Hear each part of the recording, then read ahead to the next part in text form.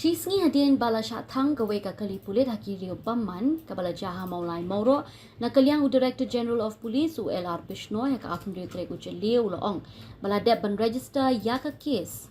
but ka Jingtohkit halor ka ni kadang ya chikman. The arson case is registered and it is under inquiry now, and we will see after preliminary inquiry what were the probable cause, what were the reasons, and who were behind this incident. So after registration, already investigation started. It may take a little bit time, but we will do it.